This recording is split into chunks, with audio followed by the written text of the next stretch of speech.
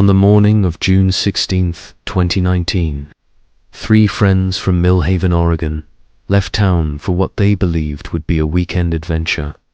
The Pacific Northwest air was crisp, heavy with the scent of pine and wet earth. Early summer meant the trails were open, the rivers swollen with snowmelt, and the forest alive with birdsong. They had no way of knowing that they were driving toward a place locals called Cursed, Devil's Creek. The group consisted of Daniel Whitaker, 19, a film student, an aspiring documentarian. His friends described him as restless, always behind a camera, searching for stories. He was tall, thin, with a mop of dark hair that fell into his eyes. To his sister Emma, he was the protective older brother, the one who promised he'd always come back. Megan Price, 18, freshly graduated from high school. Bright but cautious, she was the kind of person who double-checked her doors at night, yet followed friends into situations she didn't fully trust. Friends later recalled, she had a strange fascination with ghost stories, often half believing the tales others mocked. Tyler Jensen, 20, the eldest of the trio, confident, outdoorsy, he prided himself on being able to make a fire out of nothing. Tyler worked part-time as a mechanic, but spent most of his free hours hiking. He was the instigator of the trip, the one who convinced the others to go deeper into Millhaven National Forest than most dared. Daniel carried his camera with him. In the final clip he filmed before entering the woods, he turned the lens on himself in the parking area by the service road. Day 1, Devil's Creek. We've heard all the stories, but we're here to prove them wrong. 3 friends, 1 weekend, and hopefully some great footage. Behind him, Megan laughed nervously. Don't joke about the stories. That's how horror movies start. Locals had whispered those same warnings for decades. Hunters who never returned, hikers who walked off-trail and were swallowed by the forest. Strange lights moving through the trees at night. But laughter was easier than fear. So, at 11:43 a.m., Daniel's silver Honda Civic was captured on a ranger's dashcam, turning onto the dirt service road. That was the last confirmed sighting of the 3 alive. They parked, they shouldered their packs, and they walked into the shadow of the forest. When the trio didn't return by Monday morning, their families grew concerned. Daniel never missed a check-in with Emma. Megan's mother hadn't heard from her since Saturday night. Tyler's phone went straight to voicemail. On June 18th, the Millhaven Sheriff's Department officially declared the 3 missing. Sheriff Tom Keller, a man hardened by 25 years of work in the woods, led the first search party. They quickly found Daniel's car parked neatly at the service road trailhead. The car was locked. Nothing appeared tampered with. From there, officers followed faint boot prints and soon discovered the campsite near the banks of Devil's Creek. What they found unsettled even seasoned deputies. 2 tents pitched neatly, a propane stove with a burned, abandoned pot, shoes arranged side by side at the entrances of the tents, phones, wallets, IDs, and clothes inside, but no sign of Daniel, Megan, or Tyler. Deputy Marissa Lowe recalled, it looked like they just stepped away for a minute, like they were about to come back. But when you stood there long enough, the silence, it felt wrong, too still, like the forest was holding its breath. Bloodhounds were brought in. They picked up the group's scent, weaving through the undergrowth, then stopped abruptly at the creek's edge. The dogs barked, circled, but refused to cross the water. One handler later testified, it was like the scent ended in the middle of the stream. No struggle, no trail continuing on the other side. Just gone. Search teams combed the area for days. Helicopters scanned the canopy. Divers probed the creek. Nothing. The only unusual discovery was a set of stone piles along the creek 3. Small stacks, each topped with a smooth, river-worn rock. Locals whispered that such piles were not natural. "Those are markers," one elderly resident insisted. "They've been there before. Every time someone goes missing." By June 20th, news outlets had picked up the story. The town was rattled. Parents forbade children from going near the woods. At the gas station, conversations hushed when Devil's Creek was mentioned. Still, there were no answers. On June 22nd, a week after the friends disappeared, a volunteer searcher found something lodged between 2 rocks downstream. Daniel's Canon XA11 video camera, waterlogged but intact. The discovery electrified the investigation. The SD card, though damaged, was recoverable. Forensic technicians spent hours carefully drying and extracting the data. The recovered footage was disturbing. The first clips matched what the families expected: light-hearted scenes of the friends hiking, setting up camp, joking by the fire. Daniel narrated, Megan teased him, Tyler boasted about catching fish. But by the second night, the tone shifted. In one clip, Daniel whispered into the camera, "Something's wrong.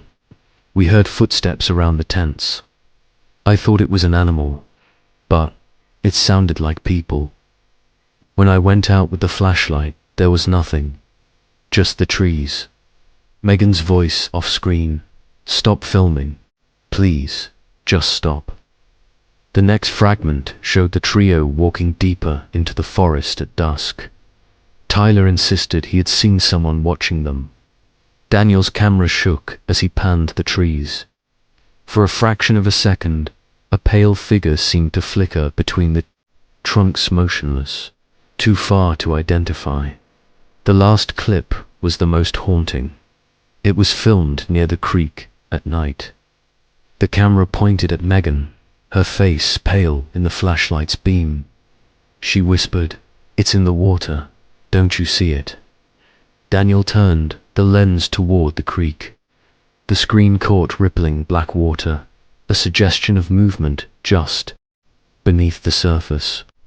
Then the camera jolted violently, Daniel shouting, the image tumbling. The video ended in static. Experts debated the footage. Some said the final figure was nothing more than pareidolia, the mind inventing shapes from shadows. Others insisted it was something else, something unexplainable. Sheriff Keller never forgot the footage. You tell yourself there's an explanation, that kids got lost, maybe panicked. But then you hear Megan's voice, that terror, and you wonder if we're not dealing with just a missing persons case. For the families, the video was both a clue and a torment. Proof their children had been there. Proof they had been afraid. But no proof of what had happened after. By late June, the disappearance of Daniel, Megan, and Tyler was no longer a local curiosity, it was national news. Reporters camped outside the Millhaven Sheriff's Office. Satellite vans lined the quiet Main Street. Headlines read, 3. Vanish in Oregon's haunted woods. Devil's Creek mystery deepens. The sheriff's department organized one of the largest search and rescue operations in county history. Over 100 volunteers, deputies, and professional trackers combed through 12 square miles of dense forest. The effort was methodical. Drones scanned the treetops. Infrared cameras swept the ground at night. Kayaks scoured every bend of Devil's Creek. But search coordinator Captain Angela Ruiz admitted it was like chasing ghosts. We'd find a footprint, then it would vanish into the undergrowth. No drag marks, no torn clothing, No signs of an animal attack, just absence. A timeline was assembled from the footage and campsite evidence. June 16th, 11:43 a.m. gives Daniels. Car enters the service road. June 16th, 1:10 p.m. gives first clip, the group hiking. June 16th, evening gives camp set, laughter, cooking. June 17th, 2:18 a.m. gives Daniel films noises outside tent. June 17th, afternoon, gives Tyler claims someone is watching them. June 17th, dusk gives trio walks deeper into woods. June 17th, late night gives final clip at creek. June 18th, early morning gives no sign of group. Camp abandoned by July. Search teams had logged over 1,200 hours. Nothing further was recovered. No clothing, no bones, no electronics beyond the camera. The families clung to hope. Emma Whitaker, Daniel's sister, appeared on local TV. Please, if someone has them, bring them back. If they're out there, don't give up. Don't let the woods take them. But the woods had already taken them.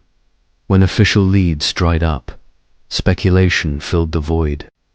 Theories spread online, in town halls, on message boards dedicated to the paranormal. One, human threatsome, believed the trio had stumbled onto something they weren't meant to see. An illegal grow operation, a hermit protecting his territory, or even a serial predator. The footsteps Megan described could have been real stalkers. Sheriff Keller admitted the possibility. We can't rule out foul play, but if it was a person, why leave the tents? Why not take valuables? Nothing added up to accident. And nature others argued for a mundane tragedy. The creek was deceptively strong. Perhaps they were swept away by currents. Yet no bodies surfaced downstream. Search and rescue veteran Jack Conway was blunt. Water gives up its dead. Always. The fact we didn't recover even one of them. That's the strangest part. 3. Folklore. The watcher in the creek butt. The locals spoke of older stories. For generations, Devil's Creek carried a reputation. According to oral history, the Kalapuya tribe once avoided the area, warning that a spirit dwelled in the water, a shapeless watcher that lured wanderers. In the late 1800s, logging camps recorded multiple disappearances along the creek. Workers described faces in the river and refused to continue. An archivist at the Millhaven Historical Society, Judith Hall, unearthed a chilling diary entry. From 1897, it waits at the bend, where the water runs black. It calls to the lonely. We heard the voices last night. By morning, 3 men were gone. Even in modern times, stories persisted. Strange lights, piles of stones appearing overnight. A boy lost in 1972, never found. Paranormal investigator Elliot Morrow, who studied the footage, was convinced. Look at Megan's last words. It's in the water, that matches tribal accounts exactly. Something in that creek has been claiming people for over a century.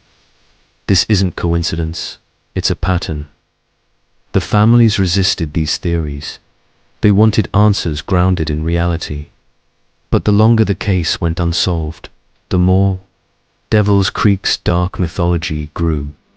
By September 2019, the official search was suspended. Sheriff Keller delivered the news in a somber press conference. We've exhausted all available resources. Unless new evidence comes forward, the disappearance of Daniel Whitaker, Megan Price, and Tyler Jensen will remain open and unsolved. The families held vigils at the creek's edge. Candles flickered under the towering pines. Prayers were whispered, songs sung, but the forest remained silent. The site of the abandoned camp was eventually cleared. Yet visitors still reported unsettling details, the feeling of being watched, sudden drops in temperature, the sound of footsteps pacing the tree line at night. Emma Whittaker visited once, standing where her brother's tent had been. It felt like he was just on the other side of the trees. Like if I called his name, he'd answer. But the silence swallowed it. In the years since, Devil's Creek has become both pilgrimage site and warning. True crime enthusiasts, paranormal investigators, and amateur ghost hunters trek to the service road, leaving behind flowers, trinkets, or simply their fear. The case remains unsolved. The footage sits in evidence storage, occasionally revisited by analysts hoping for missed clues. The families live in limbo grief without closure, mourning without bodies, and the forest waits. Because at Devil's Creek, the story is never just about those who disappeared. It is about what still lingers there. Even now, hikers speak of hearing whispers when they cross the water, of seeing pale shapes at dusk, of stacked stones appearing overnight. The last words of Megan Price echo, captured forever on Daniel's camera.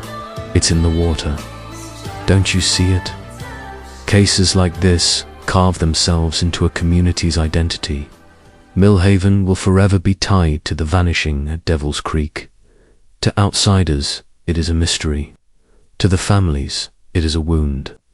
To believers, it is proof of something darker that science cannot explain. The truth may never surface, but the questions remain. What did they see that night? Why did the forest refuse to give them back? And how many more names will Devil's Creek claim? Every case we cover leaves behind questions that may never be answered. But your voice matters. Leave a comment below with your theory. Don't forget to like, share, and subscribe so you never miss the next chilling case we uncover. Thank you for following.